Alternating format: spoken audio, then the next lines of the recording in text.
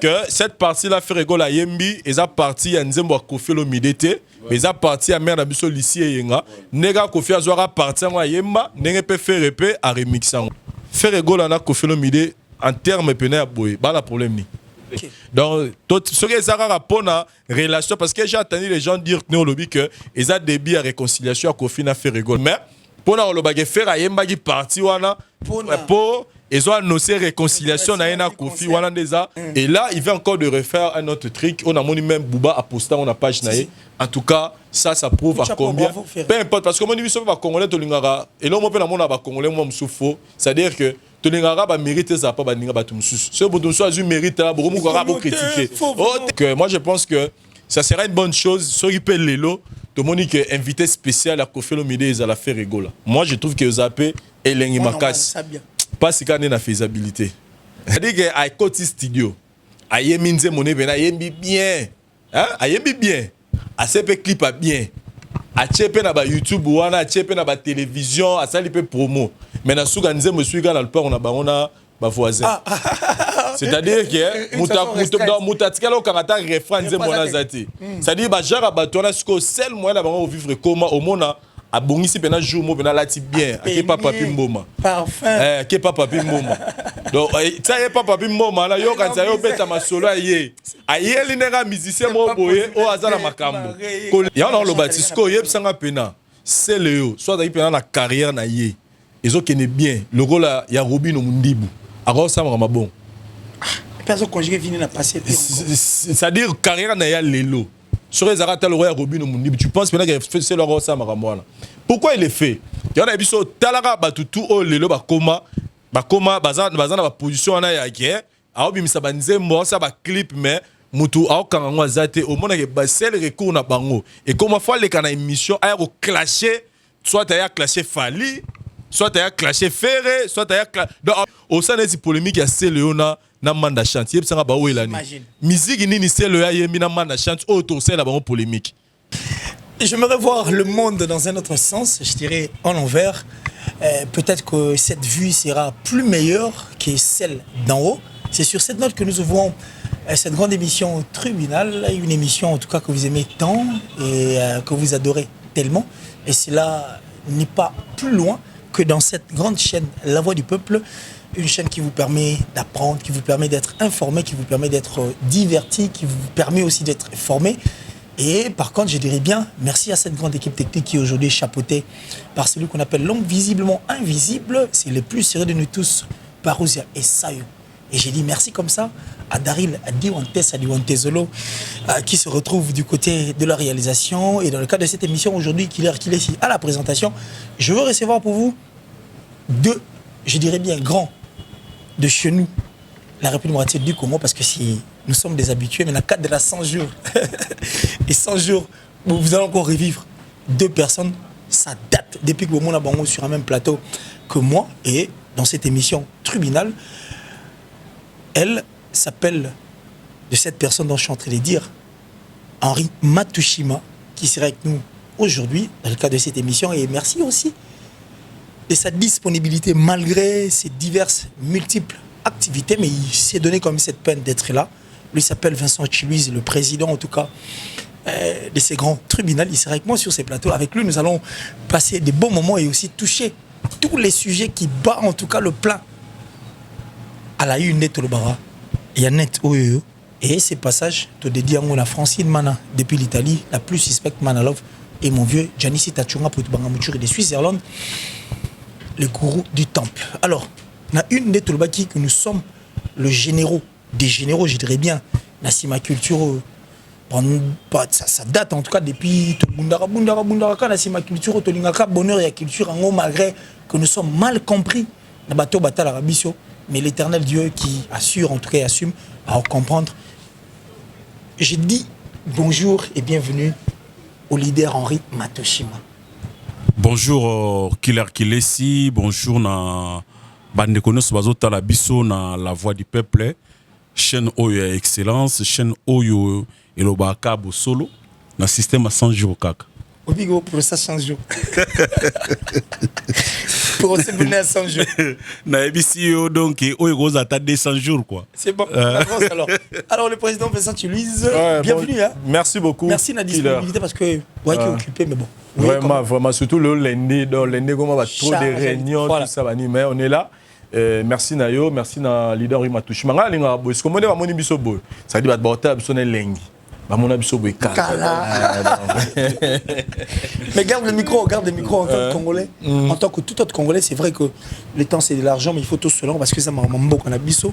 Togo qu'on s'en passe c'était hein. Corona. Oui, bini mambo ekenda. Tous nous voulons qu'il batte déconfiner biso pendant que batte pas souffrir et ça vaut la peine à ce que tout ça déconfiné. Ça dit, bref, expression, conception, et puis ce que tu vois par rapport à ces corona, et puis te toucher 100 jours, le procès de l'année.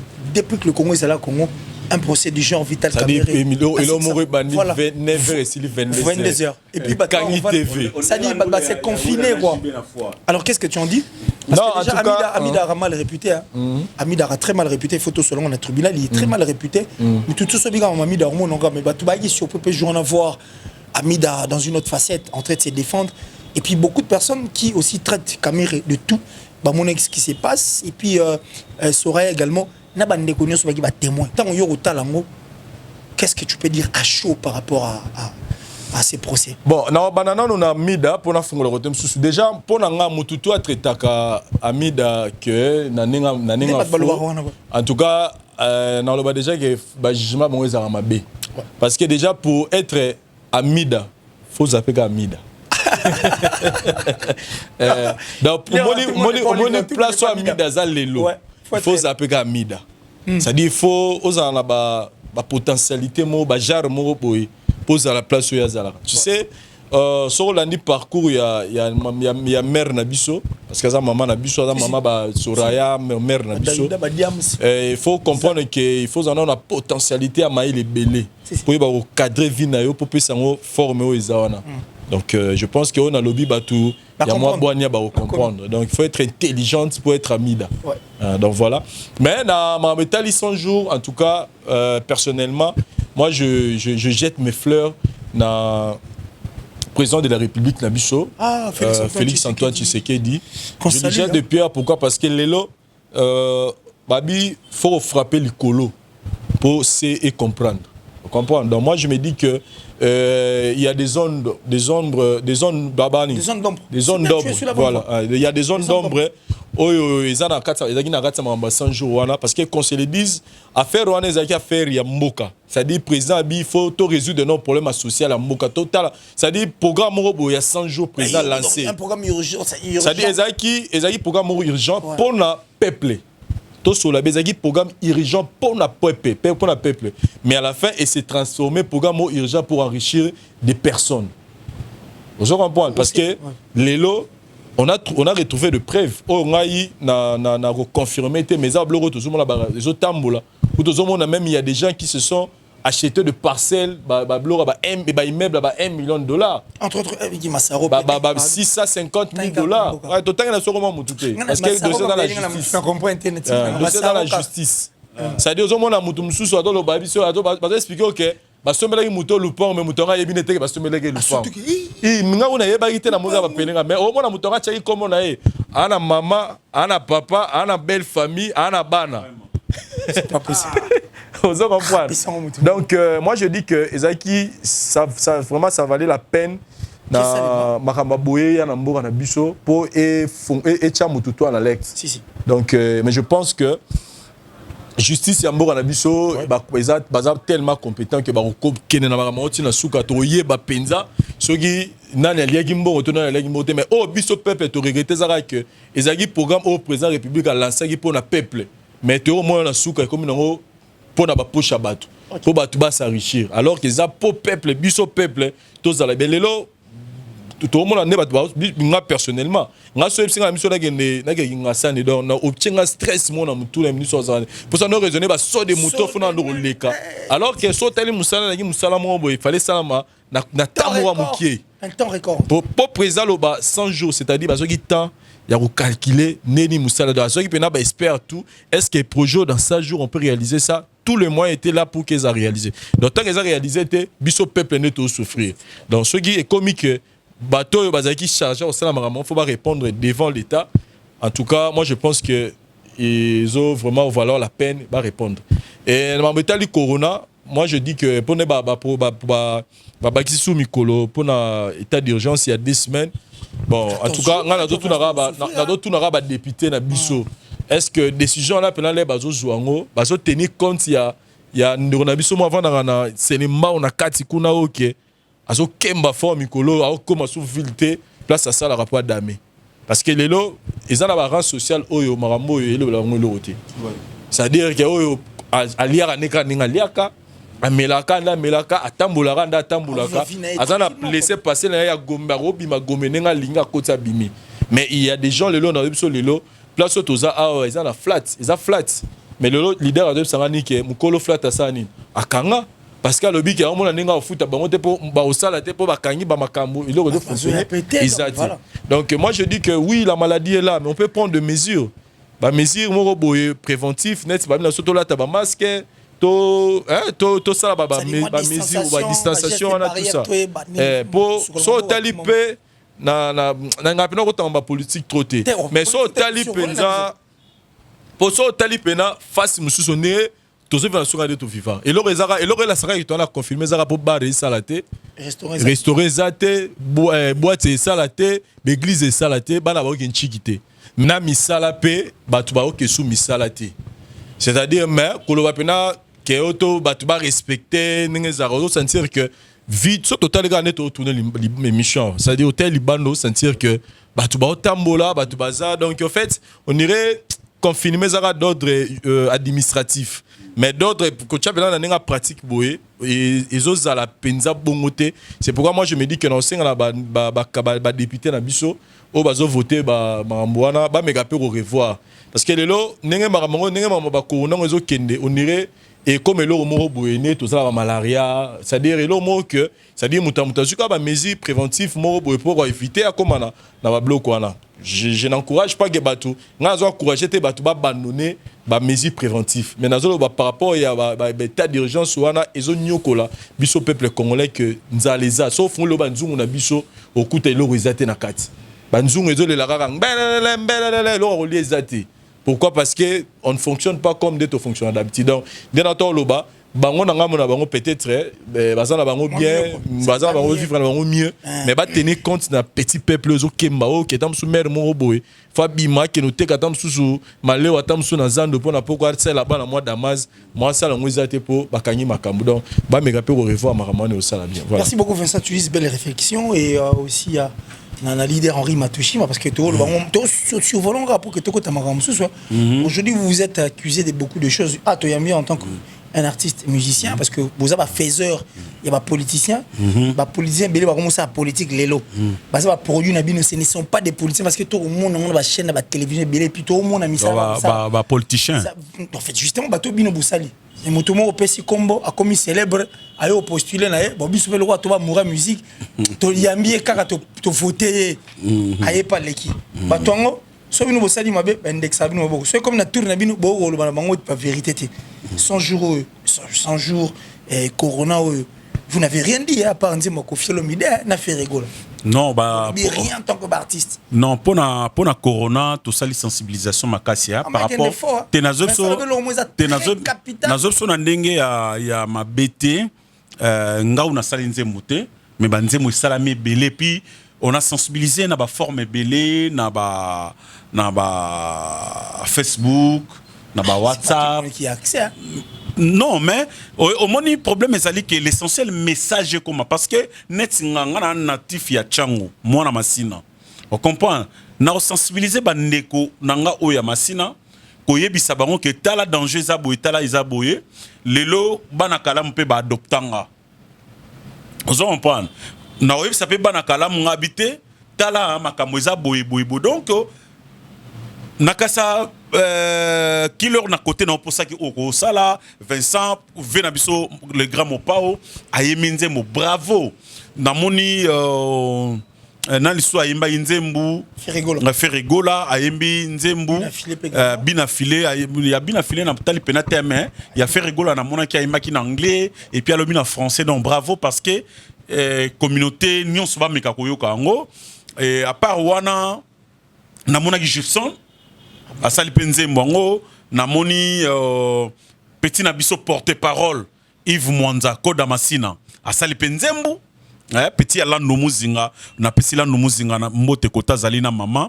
Donc bato belé basali banzembo bato vraiment belé basali banzembo na auto yebi ba kombo na ba auto yebi ba kombo te parce que to fanda na télévision to mona ndenge le kaka. Mais il faut yeba ke eloko mo ezali vrai za ke killer bato oyo biso to bwa kaka bango nyonso bazala teke bazaka ba homme de la rue, hein? Souvent na kati na bango ebele bazara bentelo siko omoni culture na biso buta kala mbunde zara très important na ba événement na mamakambutu. Alors bango ba comprena eloko wana ke na koleka na mbunda bato ba nini bakoye banga eza bato mususu ayena mbunda ka te po ayeba na basi balanda ete ayena mbunda po azana ba ambition mo na venir quoi. Voilà. Au monde. Donc eloko wana eza bongo soki ba zong c'est la rabiso mabe parce que l'homme congolais aza bongo. Oboni l'homme congolais aza yango moni à chaque fois nga na bémission na lobake futo zongela ba valeur ancestrale na biso et futo ça la pena célébrité intellectuelle. Donc il faut pena ba sala oyo ba bande koloba ils ont un langage les cas qui n'a pas tiré musée awa. Donc il fallait tout ça la babilo quoi. Donc vraiment tout zong la valeur, tout zong la esprit tout ça qui n'a pas congolais à l'olendo wana que le congolais place à Zali na Tongo. Donc il faut la muko komboli lupango komboli na liboso lupango na yo. Ozomona na tangu pena tonoko les aki bongo parce que tant chef du quartier azoleka to ta service hygiène bazoleka ba kotala na liboso lupango na yo omoni ba kotala ka te ke lupango na propre mais libana nous a salité. Donc isa lokola lelo otomona na Congo omona que peuple a souffrir mais batumo baza bien. Donc isa lokola okomboli lupango mokomboli balabala te. Ozomona. Donc peuple a souffrir à tel point que et comment ça la namawa. Non, honnêtement baba histoire ya ba corona oyo, oui, maladie zali. Maladie vraiment izali parce que bato azokufa na mpe bazali. Mais lo lenge oyo Congo obi cordon le belo moko soto check caméra na libanda au mona coronisate à part église eza au Kangama, bar eza au Kangama et puis ngana aussi na le cordon so keneti na ba yolo wana mais na ba angle mususu na biso bokero isenge na niveau ya ko saranate na nenga ba angle na ba angle fermé au moins ba bar ezala ke na liboso bo mona bar mais na sima na ngeza kuzu siko ba kuzu na ndenge komba bar siko de ba bokero zo mena mananenga usakanate ngamoko naza présent na do naza témoignage. Donc yango zo mona ke na lobani na lolenge o makamwezo kendela sozo kende bongo toko boma bato ebele na ignorance sans toyeba pour le loto loba ke soto lobi confinement na kisasa confinement za na Gombe est-ce que na Kasavu ba confinement za na Yolo na Kitambo na nakatso balobate yo lobi confinement na Gombeza moyebi ke na minute de baboye bachel bazongo bula na Gombe c'est pas possible. Oui. Et ça dit bachel ba momoni ba maman batambusaka ba blongo na mutu bazongo lotam na Gombe ba kota neni c'est ça vous comprenez c'est-à-dire que et lo ngone ezo kenele lo mieux vaut ko fongola ko zo ba mesure que ko boy alors que ba sala marambu nenge et c'est le mot ba mi idée na ngezala ki donc ko meka ko fungola ngome ko respecter moi ba norme ko skola maboko ko zana na ba kashi nde d'ailleurs na kisasa a mutata mo susa kashi na zate biso tutu wana ngona ba poche ozo comprendre mais na ibiga ke bino bozana ngote cache poche non te na lobi na sens que te na lobi ndenge moni siko wana poche cash et poche cash donc elaxi ke te biso tutu wana ngo elaxi ne sona ngo ke na milieu mo za populaire fona zana ngona latango pona mi batela na batela pena ndeko mususu omoni donc to mekana nuko zwa moi ba initiative ya bien par rapport à Makamwana Cordon, toza ba leader d'opinion batoyo karabiso, ndetolo babo ba konzambo kanabiso pe bazoyo kabiso vraiment ba luka ba mesure moko ya bien Paul lelo. Bato biso to landaka, o to landaka ke o banga ba kangi biso pe to kangi. Poto ba fungoli. Ba bar de Jezozonga. Et namona ki ba bar ezozonga ba salon de coiffure makambo belé et zo salama déjà le République démocratique du Congo ezana ba province mususu couronné kotati mais bango pe bazaka confiné pona nini. Merci beaucoup. Au moins que ça manque à gagner. Ça va tout ça au Kanama ba tout ça ko travailler pour en côté moi quelque chose dans Mboka. Merci beaucoup leader. Alors Vincent Tuli, j'ai parlé qu'on prend maintenant au quotidien dans vif. Il y a émission Nabi Solelo, ça c'était pour survoler, toucher parce que Toro s'en passait, c'était Maramé Gorongé, République démocratique du Congo.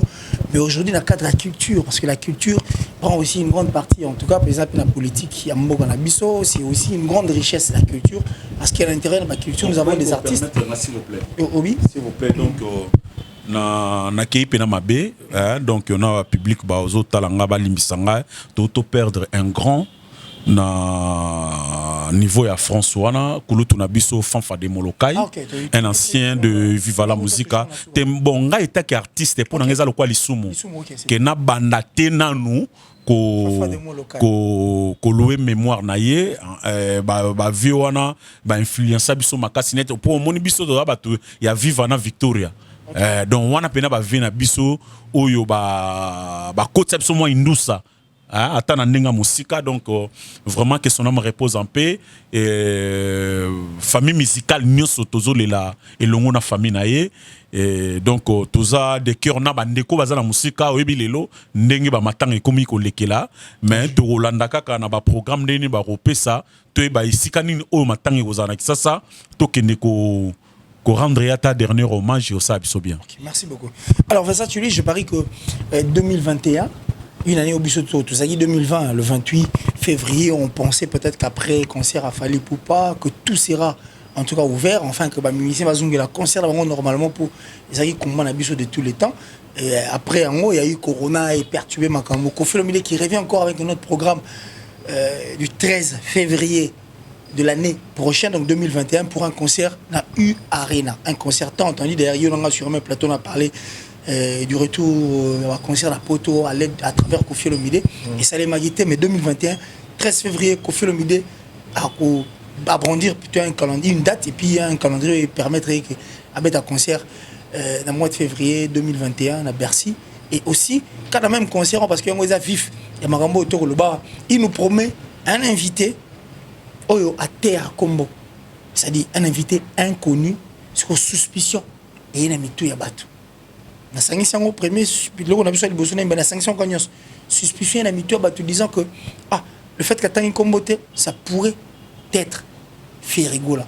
Pourquoi? Parce que Ferrigola l'acoustique a chanté un morceau de la chanson de Kofi Olomide qu'on y va d'ailleurs pour vérifier.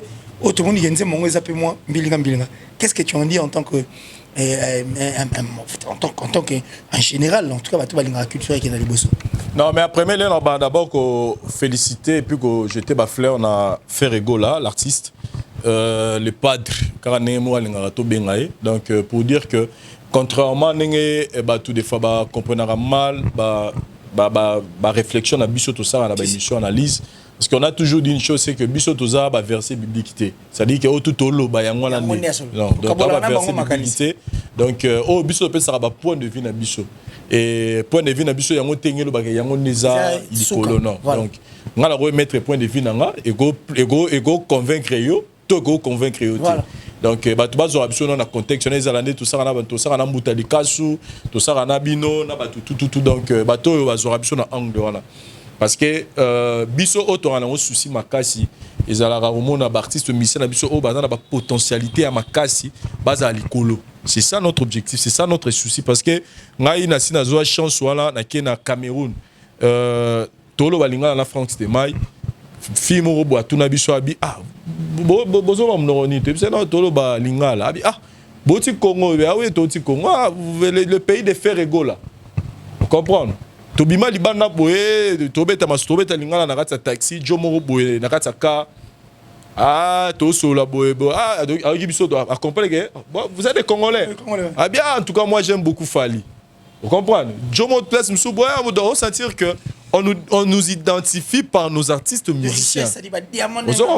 Pour nous, c'est une fierté. Alors, pour l'anga, étant que chroniqueur, on a toujours musicien, on a la fierté, on a toujours l'écolo. Donc, ce moment, côté moi, musicien, on a l'embissa, le mal en est que les fanatiques comprennent des fois à travers mon héros, tindi pas gingan alors que na nenge penana qui kilone semi balé au toza la on peut pas nous envoyer ce qui pour encourager musiciens abisso à exceller la musala nae. Donc on comprend que parti fanatique moi parti na et ça à moi tout bijal mais de notre côté on jette de fleurs à faire rigolo pourquoi parce que pour nga je me dis que faire rigolo à Lamouki na on mettait les réseaux sociaux. En tout cas moi personnellement là je suis très content. Et le retour dans les hommes, c'est vrai qu'il y a eu déjà des concerts acoustiques et Salama déjà avant, mais Namarambo il y a un confinement je me souviens que Kofi Olomide on a parlé de guitare mais ouais il y a une idéologie il y a le roi clipant tout et ça lui peut image me soupe à faire rigolo et ça lui bien 1 million de vues n'est-ce pas ça un mois. Pour Nanga, c'est vraiment plaisir. Jackpot, et au fait rigolo à gagner. Et là, il vient encore de refaire un autre truc. On a mon même Bouba à poster, on a page naïe. En tout cas, ça prouve à combien. Peu importe, parce que mon niveau va congolais, Tolingara. Et là, on peut la congolais, moi, je suis c'est-à-dire que Tolingara va mériter ça, pas Baninga Batumsus. Ce bouton soit du mérite là, beaucoup de critiquer. Oh, c'est que Bouba, on a c'est que manager et affaire, on a mouton à Doun. Papa. Et là, on te sait un visibilité. Des oreilles, Tony m'a rappelé, tu peux me rappeler à celle qui m'a bien. Tony m'a raté que m'a bien et ça la pas mouton au boy. Non, il faut. Surtout, dans la tribune, on a besoin. Moi, partage ça la marque. Quand on peut, Kingandi à celle explore mon boy, quand on peut le bas meli boy. Donc, faut moi, hein. Mon ina qui ouera la JB, ouera internet et ouera qui puisse à côté au JB boy. Donc, et donc on appelle ça bien en doulé. Quand ça rate, tout le monde rate ça, bien. Ouais, mais on ne peut pas peindre du blanc sur du blanc. On peint voilà, donc en tout cas, on est très content pour faire rigolo là. Et on va lancer sur deuxième Tobengango homme acoustique naie azo lancé message toujours pour na tsenga biso to ba komi battre la contre coronavirus. En tout cas, nous félicitons l'artiste. Mais pour revenir à votre question au lobby par rapport à Kofi Olomide, rectifier na bandeko bazo lo ba ke faire rigolo a yembi nzembo ya Kofi na homme acoustique naie. Jamais. Nzembo wana oyo bato bazomba ya likambo ya oyo aspirine, c'est-à-dire parti wana aspirine ezara nzembo ya Kofi Olomide petit. Donc parti wana Kofi Olomide azo yango na nzembo ya mère na biso Lisi Eyenga. Donc mère na biso Lisi Eyenga na yema nzembo wana kala. Pour ngongo na yiki leader ro yembela biso. Leader parti wana neni. Leader yembela biso po songa la yembiawa. Pour attendre trombone les ombimawa. Tu l'as pas elenge zala yonde foye bang oyemba. Leader yanga zala megana.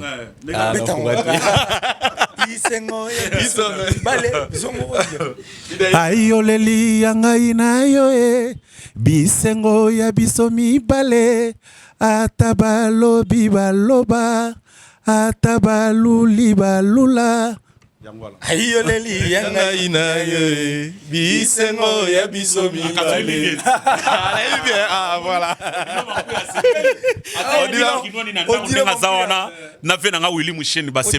Donc on voulait rectifier que cette partie-là fait rigolo à Yembi et ça partie à Nzembo à Kofi Olomide mais ça partie à mère d'Abisso Lisi Eyenga nega Kofi Azwara partie à Yemba nega peut faire répé à remixango. Donc ce que ça rapporte à relation parce que j'ai entendu les gens dire que lobby que ils a débit à réconciliation à Kofi n'a fait rigolo. Oui, nous tous nous les voulons. Nous sommes d'accord que faire rigolo à Kofi Olomide base à la bonne terme mais comme tous les autres artistes et musiciens Bora na biso mais pour na le faire à Yemba qui parti wana pour ils ont annoncé réconciliation na ena Kofi wana déjà folie solo donc faire à Yemba nzembo Lisi Eyenga nenge a remixer parti wana il y a Lisi Eyenga nenge Kofi Olomide a remixaka donc mais qu'on se le dise faire rigolo na Kofi Olomide en termes pénal boy ba la problème ni et là on dit peut ba ouais là ils a malongate à part ba bureau na bango o balingaka de fois quoi alimenter on peut pas ba matière et aussi la mission oyo ils appellent peut-être un intérêt à faire été ni à Kofi Olomide. Donc moi je pense que ça sera une bonne chose. Ceux qui payent l'élo, tout le monde dit que invité spécial à Kofi Olomide, ils allaient faire rigoler. Moi, je trouve que vous avez Elengi Makas. Pas si qu'on est la faisabilité. Comme faisabilité, on fait ça, Julie. Ok, merci beaucoup. Voilà. Alors, leader en tant qu'artiste et musicien, je parie que c'est la même question à Tuni. Et pas Vincent Tulis, mais Yopé la forme. Si tu pourras encore éclairer cette lanterne, ça fera aussi du bien par rapport à Ramoto Sola. Omoni, force à musique Nabiso, Ezali, Tango, Batwazo Sangana, net na Bachar et Maramouan, net à Bercy. Obi, les grands Mopao, Aza moto to saka émission déjà à na tribunal toloba ke afungoli nini kozong donc azongsi musique na poto main et au sala ke falinde mutaliboso abeti bon le quoi lelo mukola zo zonga lisu na maramango nga pena na o préféré pena na ebiti na ndenga bien na ndenge bato walo ba ke que faire rigoler à l'invité nae vraiment on se la makasi pourquoi pas qu'on inviter PJB papa chéri oui motopamba oui na ça yo donc te au moni au bien absolument mon killer lelo te papa chéri te arolo jiro na roloba kolo confinement te aroloba te biso no subarti c'est aux arda confiné so e baraté biso aux arda na confinement na biso de banda kala po biso bima pa mate na cha commentaire c'est bon donc ngai wana nga ezo ko engager kenga nga una sola na ngona kulutu na nga Willy Musheni na bisenga bike aso na yaya est-ce que etake mukolo totikala na ye akolo ba te ke lelo nga na ok na Bercy wana nazo invité Ferregola na Jibem Piana. Po bato ba yebi ke ya yo kana na bango te bangwana. Po le roi de l'Amfindos na ye bazala da bien. Et on peut créer un problème. Soit te mais problème exacte donc le kola na émission lo ba ke muto ozala invité na ye eza muto ba yo kana na été nga na préféré azwara Jibem na Ferregola. Parce que obi tout nanga nini.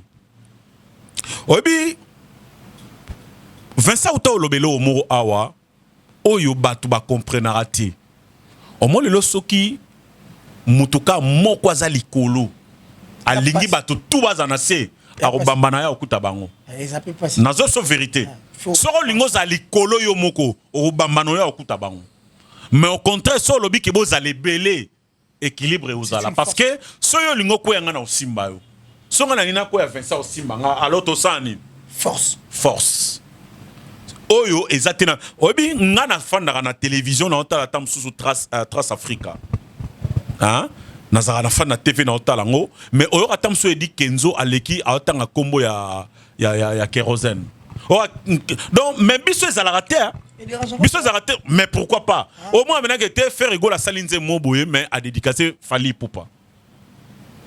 Vous comprenez? Mais nazo eloba na yo bato o batalaka ba canal sat ba contredire ngate parce que nazara accro pena makambo wana.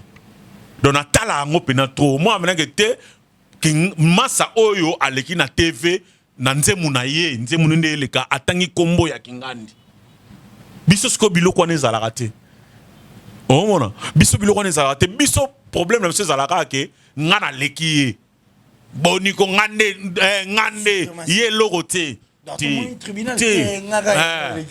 ozo comprendre donc bato kasate ndenge botolo tout à l'heure que tribunal ezalaka do o eloba mika ya ngwana te yango moni totika ke bato bazalaka na clavier bango pe ba pesa makanisi na bango parce que ezaka po aider biso bato salaka musalango na bino to kene de l'avant donc coup de chapeau na Ferregola na acoustique naine Nathalie yango d'ailleurs omoni ba Ferregola baza ba chanteur moko oyo na kolo bake ba sala neti te ba bosanaka parce que ce sont des grands chanteurs ya génération na biso oyo omoni tinganga na yemba voici vous comprenez ce que son na yembi na Ferregola les a danger parce que to sala maramobo o ezalaka te. Vous comprenez? Donc, totika kolingaka ko tchaka ba polémique inutile acoustique mutabandia ngo eza Ferregola te. Mais na période oyo ya confinement mutayina makambo ngo d'ailleurs eza acoustique mais eza électro acoustique. OK. Vous comprenez ça électro. électroacoustique parce que oui et ça électroacoustique parce que au moins même nanzemu na ngai Didi Kinwane guitare ezo beta wana eza acoustique mais le col est côté courant et comme électro. Ok, donc acoustique c'est au moins ka sèche auto benga sèche ya ngwana ndet soko ba betango neti so guitariste moi zaki awazo beta to ayoleli yanga ina yo e wasko to sala nini acoustique to sala acoustique siko soki kaka azwi guitare wana akotisi yango courant et comme bimana baffle et comme électro. Ok. Comme électroacoustique. Et on ne se bat pas aussi, bah ça électroacoustique. Électroacoustique clépé. Électroacoustique clépé. Parce que oui, et ça électroacoustique clépé. Déjà donc non ezana kutuko, n'engazana pas cause on peut tamper à saliper na cara tambo. Ezala kana ngo beta makanango. Ba toi tika ba polémique ya pamba ya kosala ba critique ba nité. Eza kutu ba artiste ba wala que ça ba qualité ya chant au bazana parce que ba instrument zo beta mingité, mazo tchasko voix na na valeur.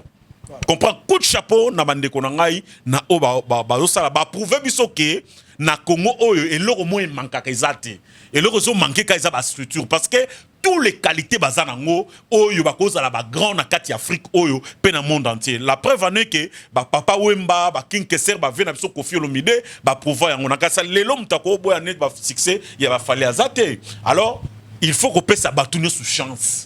Vous comprenez? Mutu nyonso na kwe na ye na place azali asala musala approuver na public na ye et puis na monde entier. Voilà. Ça tu lis. Je parie qu'on va pas s'en passer hein, parce que surtout les gens on est leader à toucher on va tout non pas tout unité mutu on dit tout ça les mois parti pris. Je parie que toi tu es là. Il nous reste deux sujets, rien que deux sujets qu'on va toucher comme ça, puisque toi aussi survolé, toi en tant que chroniqueur musical et aussi un journaliste, les formations il faut te signifier un mot. Ils ne vont pas peut-être nous contredire. On a vu très capitaine à soutien. Polémiques sont des polémiques qui profitent. Na bango ba créer mais au profiter d'un artiste un musicien. Aujourd'hui, Ferrego la propose mieux pour la musique, c'est-à-dire acoustique. Mais il y a des gens qui viennent pour faire le contraire. Même les artistes et musiciens qui sont musiciens, s'il vous plaît, qui s'accrochent à artiste mogo contraire, peut-être na Ferrego la que non bongo. C'est-à-dire qui s'accroche à artiste au contraire na Ferrego la. Disons ça. Par exemple, Kabosé qui vient à la télé qui veut corriger, je dis bien, apaiser, à corriger acoustique et à Ferrego la au profit. Qu'est-ce que tu as dit? Au lieu de venir proposer mieux. Et ça fait une guerre. Aujourd'hui, ça brûle la toile, c'est le scrap, ça ne tient pas. C'est du tout au Kéma. Et ça, la politique, moi, comme on a dit la bicho, c'est que j'ai remarqué. Non, tu es libre, tu es tribunal. Bateau tout. Liberté d'expression. C'est-à-dire, bateau tout. Oh, pendant la musique. Nazolo bateke, ayemanginze mama B, T, to texte nezagi ma B, T. To clip na ezaki bien tété. C'est-à-dire que à côté studio, ayembi moné bena ayembi bien. Hein? Ayembi bien. A CP clip a bien.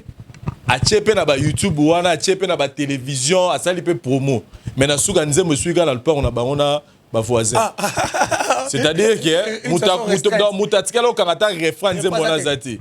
C'est-à-dire ba jara ba tona siko seul moyen na ba vivre comment au mona a bongisi pena jour mo pena lati bien a ke papa pi mboma parfum ke papa pi mboma donc ça y est papa pi mboma na yo kanza yo beta masolo aye linera musicien mo boye o azala makambo koleka ye to o mona luki Frank aluki Vincent aluki Mike Lokamba aluki Killer Kilesi ça dit ya ye pena ne marre mutwala parce que comment un artiste ou musicien peut passer à la télé dire que tous les musiciens moko na mboka na biso moko bazaba F moko F na ya do ça la fierté moko F moko azo mela soki mai alors que mutozo bana que F na mela mai abimisa batu ba cher de poule na nzoto y compris nga moko par contre voilà les tonons na ba maison mère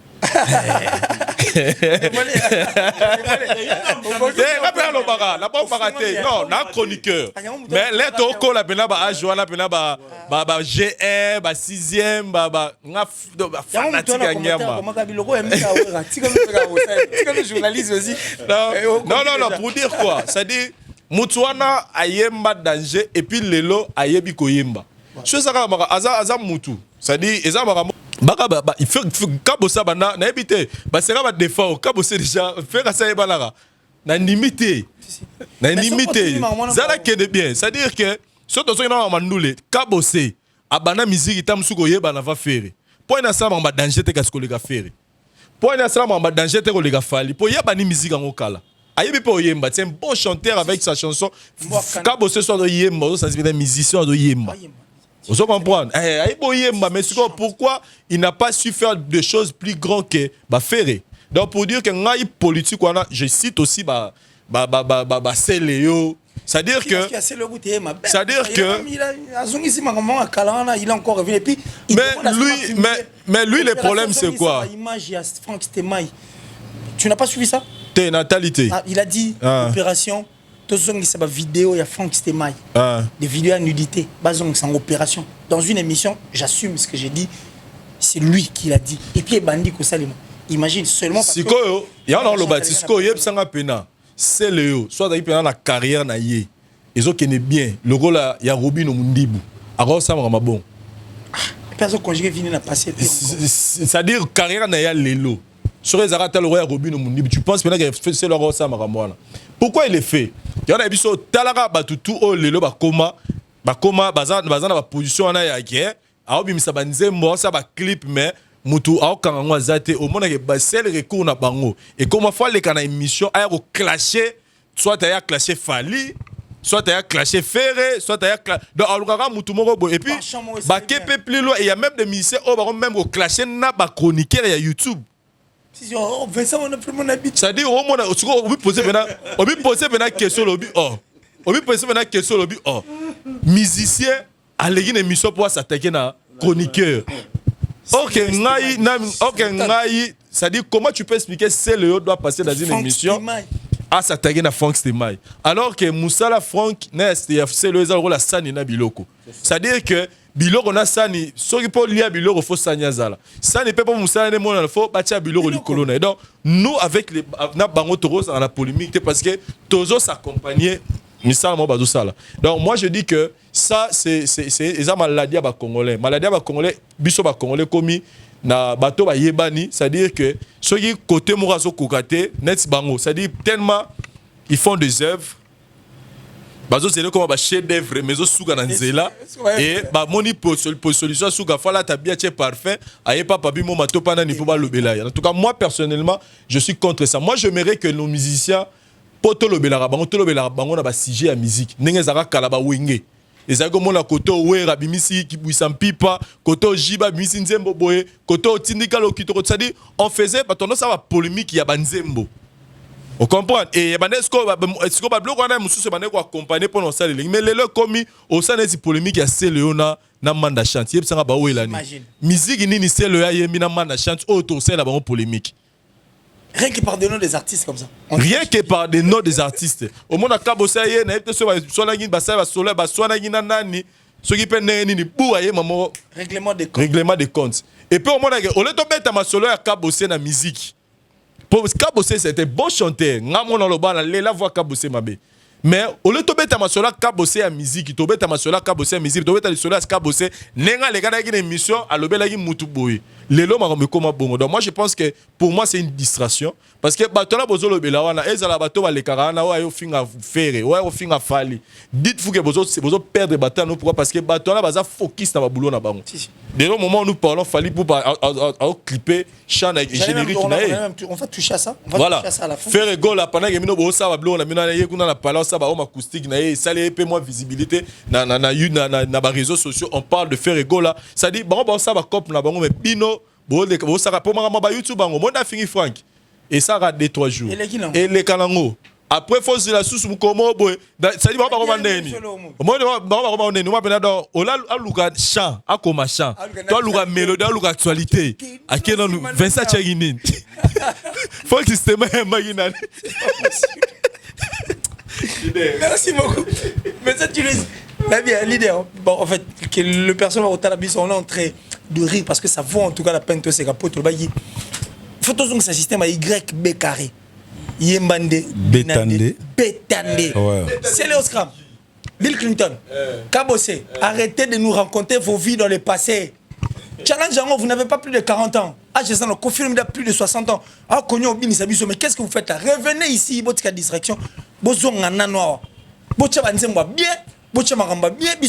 que pour moi, je dirais que la musique qui se niaise à la suite, véritablement, l'internet, facilité, page Facebook, direct sur YouTube et autres. Il y en a, revenez, arrêtez de nous distraire. L'idée, on prend ça comme ça, en gros, en bloc, par rapport à la question que j'avais posée à Vincent. Et concernant. Et ça là, et aux alanora Sony Nanga Mounaï, ceux qui le leur s'attaquer à Franck Stemai. Parce que ils ont le côté Oyo, c'est le Azanango le au Franck Stemai Azate. Puis ce peut-être tout la peine à détail. N'est soit disant banolo l'eau sous ton nom lobate. Franck Stemai vit plus mieux que c'est Léo. Là je pèse mes mots. Pour ceux qui ont un porte Franck qui n'a pas poto à Oyapi, à qui n'a pas poto à Yaki. Vous comprenez? Donc, vous sous-estimez sous batouté pour tam chose en poto pour faire gagner pour faire gagner pas poto yaki. Non mais ça fait très mal surtout les demander. Ouais, à toucher. Et puis il demande à ce que bazong c'est ma vidéo. Ça y est, c'est te wana pena mabe makasi. Wana mabe makasi. Très loin, c'est le erreur moro. Mutu tunde tozabona vie, biso tunde tozabom tazanga ba erreur azate. Biso tunde tozabom moi parti mo ya men kondolo ezalaka. Alors yo ko zorate ke ba men kondolo ya muntu oya nango ne krantino netika moi savoir parce que c'est le était parent français mais qu'est-ce qui a fait quand ça mukandate parce que le Congo na si donc c'est vraiment méchant je l'ai dit par rapport à ça tozana te ça procès na soit de 100 jours on y va tout les cas par rapport à Makambo Vincent où tu peux répondre concernant acoustique et autres et puis des petits problèmes. Qu'est-ce que tu peux dire en un mot en tant qu'artiste et musicien ici réfléchis en tant qu'artiste et musicien? Bon, nga eloko na senga ka ke autolo bango futo zongela YB carré parce que yembande betande binande parce que yango nde mutozali base. Omoni lelo eza malamu te na place to beta musique na place au sali saka donc tout ça ba polémique ya ba œuvre. On comprend parce que fanatique azela malobate na fête ya robina malobate na fête ya robina malobate parce que so lingi ko loba mingi faut que ça la comédie mais oui na ba José de Londres na PC Mbote Holandi baladi sobe au PC Ansiluzolo na PC Mbote. Vous comprenez? Sur Holandi bango ok na yo ok sala na yo mama mwana kuno ko finga no batu ndenge lingi mais na mopanzi o tozali tozana mopanzi ya koyemba ya kobeta na kobina. Vous comprenez? Donc tango ba faire c'est ça ba fanatique tango ba faire bazo beta tango ba fali bazo beta luka yo pe o beta net biso ne ozabo na minute oyo après Didi Kinoni na mitiki to na studio to sala papier mouchoir to na posa ke ba massa na biso tour to bimi te Vincent Bimara déjà tour yo ndem to bima donc sikoyo biso to sala o moninga na lobango lo moi to kende gauche droite te nga na sala la musique na nga soki na génération na biso na tala ferré na tala fali funa komanzembu eleka ya bango funa sala clip eleka ya bango il faut na lata ko leka bango proposer mieux mais oui c'est ça en fait mais oui vous comprenez soki na sala loko eleki ya bango te mais ezala loko la ta ya bango on comprend ezala ta près bato ba ate a beti bien mais ezala te ke na ye na ya kozwa micro ya Vincent to na zu micro na yo pona ko finga na nga fali na faire aussi longtemps que ba sala makambo o bato azomona ba sala makambo o ezomona omoni neti par exemple na utaki kotala nini acoustique o ya Kabo c'est vraiment obi et ça langa plaisir au saranate na talango en direct tant ba check yango na chaîne mobo na YouTube ezaka premier jour ba lançango na Ndomolino na talango du début à la fin na ba wow un bon boulot très bien. Donc au senti pena que était artiste azo yemba azo pesa makambo. Donc makambo tout ça ngo posa yango wana. Ngana on regretté makasi.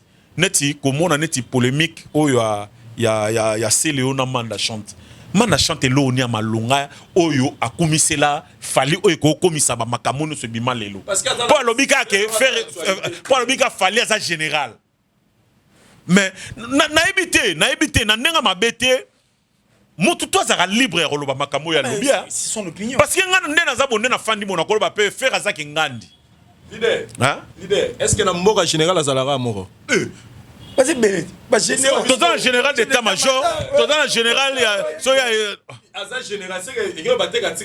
comme ça, à cause appelé général, il y a force terrestre. Peut-être une étoile mort. Vous savez, on a 3 vraiment. Donc, tes alliés, au monde de lobby, les alliés manquent à faire. Voilà. Kozang et l'eau, quoi, sala, et aux années l'eau, quoi, proposer batouté. On a pas batchao, pas bayo, kayo, il faut y a qu'on crache, pas ya batou. Non. Na lobango moko c'est lui azana carrière nanu ebele parce que il a azana vrai parce que le baba l'équipe na biso ah non je on prend ana makambu mais sikoyo il faut saler la o yazana ngo ozomona mais siko so azolinga ke ya kaka pona koya ko finga batu na télévision place wana abanorozonga ka sima alozaka na sima ya ba fali na sima ba ferre na sima ya ba héritier na sima ba robino anozalaka na sima. Donc, pour akoma liboso, azonga liboso, bon, et là, on na koloba, ezaka, on dirait moi jalousie mon na Congo, ce qui mutumo akomo pela, yo commissaire ennemi na yo. Au lieu que boza la ba master, pour lobby pas ko benda yo. Mais biso za ngana o de côté on a te son ngana de côté kuna wa mo anetika yem ta fulanga. Tu comprends? Balandaka mai ndenge ezochola. Lelo eza ba époque ya bana mai wana mutaobo yango azati. On comprend? Il faut qu'on dima baninga après yope lobby bandima yo. Voilà, merci beaucoup. Alors, Versace, je parie qu'on est en train d'avancer en tout cas d'acheminer cette émission et pour aborder j'ai le mot au début. Je parie que au côté on a cadre on a aussi un problème sérieux en République démocratique du Congo parce que une fois on a déjà avec par où je parie sur une mémoire et beau saningate nous étions en train de parler de ah mais ni bateau la musique bah on va passer à bus c'est un bus to où nous ba où nous raté tu sais là pour moi débat tu te rends boulot ah tu bien t'es bon ah je me mission sur la famille va faire la 40 quelques mais aujourd'hui malheureusement le Congolais a roulé maté Batona Bazala. Donc c'est plaignant déjà dans beaucoup d'émissions et que Motona a koufité. Papa il m'a fait koufou à Bomé déjà 4 fois. Kester Baboma 10 fois. Papa le Toumba également tu as koufou à Ouera tu na concert mon na banu nabi. Donc peut être hommage attends il a comment le Toumba et puis tu as dit en vivant. Les amis hommage à la grand prêtre tablé. Des fois il y a eu Félix Antoine Etier. Alors à plusieurs reprises beaucoup de gens en tout cas ne veulent pas la survie de ces personnes qui nous donnent les meilleurs. Il y a autre parce que nous devons un plateau mutumo ta rôle baké non to beta lisola chalamwanati. Le nom de Chalamwana nous permet à ce que moi le chocho moi le roman qui est tapo basali grande histoire et puis une grande partie la culture nabiso surtout qui est la musique bango va marquer l'empreinte. Chalamwana hospitalisé mais les gens qui viennent qui postent à Koufi, Keboy, Tisco, maintenant, basé éclairé dans l'interne. Qu'est-ce que tu en dis d'abord par rapport à ces les Cameroun, on a partout. Biso, moi personnellement, on avait Dadi. Ça dit Dadi avant Daé, mais. Même jour à Daé, c'était aussi comme ça. C'est-à-dire, en fait, jour à Daïki va opérer. C'est-à-dire, il y a des nouvelles qui vont opérer, tout ça va venir. Depuis qu'on va opération, il y a moins stress. Aux erreurs, maman, va vider. Et pendant qu'on l'appel, il y a Bandeko Bazaki sur place parce qu'il fallait pas te béler Bazala. Donc il y a eu que 3 personnes qui retenaient qui ont Bazalawanati, Maramino sur le cas. Et moi, si naïe, moi naïe, puis Nani, Serre Nabiso Moko. Alors, Biso dose l'appel et j'étais là, j'ai eu le téléphone, on a sonné. Et celui qui m'appelle, c'était Thierry Mombaya. ah Jovens neni bien ah mamni ngana yoka mabini no mais bato ba yeve dadia dai ngabi ah père ya ba boma ve dadia combien de fois ça na ye na motivé mais weekend tango akati chomo noka oyo makilera a musique noka sensation ça dit na yoka nanga bato ba bebe na yoka nanga rien mais jour na loki momo ma bemo na nzoto mona ah n'est-ce divine n'est-ce ngabi oh noki bien te na benga na bango na pona yeba suite na ni atabwe kana na ni atabwe maman na yoki sera olela j'ai compris c'était vrai mais avant ça on attendait tout même yemora vivant hein. Je me souviens que c'est ah petit on maman na yo kala maso benga mona mo vivre ngo ba be ba beta songa na dena ni petit ngaba zana na faina ngaya ozo pas donc et na peut-être ce rôle bani possible on est dans ba mo bo ici et comment na bongo et comment on va moi coutume moi bena mutu subena la mugi na tonga poster bena photo mu ba tu peux le jomo ba d'ailleurs c'est qui na mona na mutu mo bena bosani bo autorité mo bena ko bena que non paix à son âme banini ah c'est-à-dire mais moi souvent moi je sais que je peux dire c'est vraiment maman Tchalamwana c'est que biso tout aura ne quand on a la date de naissance ne peut dans la date il y a recouf na biso donc ce qui date on est kokité ata batu ba lobby ba publier et ça maté donc jour et ça la message jour il y a date na ye oyoyo au moment on a ba tombe ne ba tchila biso ba croate né les décédé les donc les wana donc ce nom est coquité na plan Nzambe et au sang la maté donc pompe guérison na maman biso Tchalamwana donc fake news ils ont fake news mère azana ye azabu dans l'hôpital il y a même une photo qui circule na réseaux sociaux avec na mère na biso mami Lela donc ils ont photo vrai hein ils ont vrai parce que on a la déjà depuis quand la mère a eu malade comme tout le monde mututu abelaka et voilà donc moi je pense que kolobagena ba repère sa conseil hein na routine pour mutuna mutu donc ça dit oh ça la ngote à continuer ça bolam moi monika sala ngwa moni venage soit monike moeza en tout cas tout supplier tika ba blog wana pas ayeba ka pesa ba tout passe surtout obi ndaka sur là pas vie de loin ça dit vie de là Lela joue donc ça dit avant ni boye ba tindela ba benga yeke no ba bi se so kufi ba benga ba Lela ça dit abia tangisa ma mi ce jour wana pour mon niveau comment ngala obela bona ni mana boule na bika mais ba ba Lela ngana dai. Donc c'est ça, ça fait mal. Merci beaucoup Vincent, je parie que tu vas bien parler. Alors, je dis Henri Matoshima, rapidement parce que tu as comme la émission. Et fake news, Tchalamwana, Koufi, ça vous fait quoi en tant qu'artiste? Ça ministre. Mais au bout de la salle, c'est précisément. Bon, au moni, na ozonga mo ba sensibilé. Batu mususu ba welelaka comprendre hein mutu mususu welela alingi ba yeba ke ngande mutu na publier ki information wana naza number 1 donc azo welela parce que ngana fandi boye Angelou Central na Londres donc on a pessé ba mbote Angelou Central toto fêté anniversaire na e mois passé a bengi ngai na ba 10 heures a benga singa na utomona na réseaux sociaux awa mère nabiso Tchalamwana akufi ngabi est-ce que information na eza ya solo to alukuta mais nga penane na zaboye na zui information wana te donc bato comment ko boma batu avant tamsu ba mi kufela déjà parce que azu déjà photo aussi a posté déjà na Facebook yobi Facebook eza monde entier tant nga na kozwango na partager obi bilo monsieur sala mabeza nini au monde par exemple chroniqueur momutu a partagé photo parce que na liwa wana ba bomeli maman na biso Tchalamwana na moni pe chroniqueuse moko a partagé pe photo ya pe ba benga ke mamu mais à partager mamu susu na boyka autant à komona na boyka autant à komona na ça déjà pour comprendre donc mamu mais aux yeux bena photo ya merdon au vérifier information té au benga pena au moins problème ça il faut kota na kati au vérifier surtout bino bato bo sala chronique faut linga oyeba avant oloba mais ndenge bato bomaka batu maman na biso Kota Zali, vraiment, tolingaka yo moni, maman Tchalamwana, azala kola ba Myriam Makeba na biso. Donc, maman Tchalamwana, fuba zala akaka.